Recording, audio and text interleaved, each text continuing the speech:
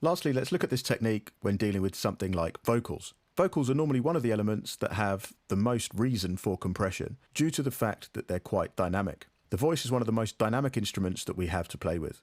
As you can see from this recording here, the different words have various volumes to them. Let's have a listen to it and see what we're going to work with. Just take me back there, take me back.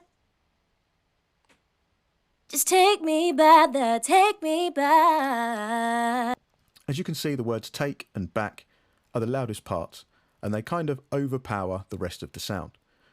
We could do this manually by cutting out these sections and lifting or subtracting the volumes to get more consistency. However, this might not sound that natural. What we can do is use a compressor to even out the dynamic range of this vocal. I'm going to open up the Pro C2 again, and we're going to go for a setting that works well for vocals. First of all, we're going to go for a fairly soft knee because we want it to be less drastic to the ear and less obvious. Next thing we're going to do is pull down the threshold until we're at a range where we think the vocal should start to compress from. At the moment, the ratio is set to 1:1, so we won't hear compression, but this compressor will give us a visual representation of where that threshold line will be in comparison to the incoming signal. Take me back. Just take me back there, take me back. So we've put our threshold line, so most of the vocals going to be going into the compression circuit, but the majority will be the take and the back parts of the lyric. Now let's choose a ratio. I'm going to pick around 4:1 from this. Take me back. Just take me back there, take me back. We can already hear that that's a lot more consistent. I'm going to make the attack a little bit faster and make the release a little bit less. The sound of a compressor is in its release function, meaning the longer we have the compressor on for, or the longer we have the compression happening, the more time we have to hear what the compressor's doing. If I make this a little bit faster, we should get a more natural sound. Take me back. Just take me back there, take me back.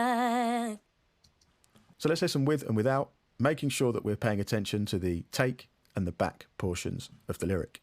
Just take me back there. And then with. Just take me back there. Now it sounds a lot more consistent to what we're getting. What I'm going to do is record this onto this track below, just so we can see what we're getting post-compression. I'll set this up quickly. We'll send the output of our main track down to our visual bus.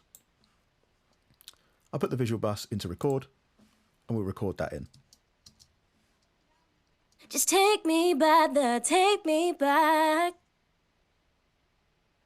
Just take me back there, take me back.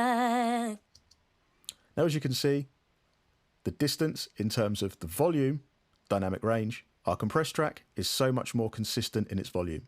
We've still got dynamics to it, there's still ups and downs, however, it's a lot less drastic than the one above.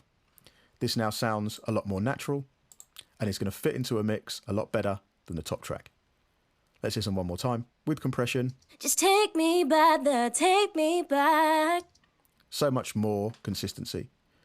We didn't change the gain output on our plugin, but we can just lift the gain of our clip to get around about the same volume. Just take me back there.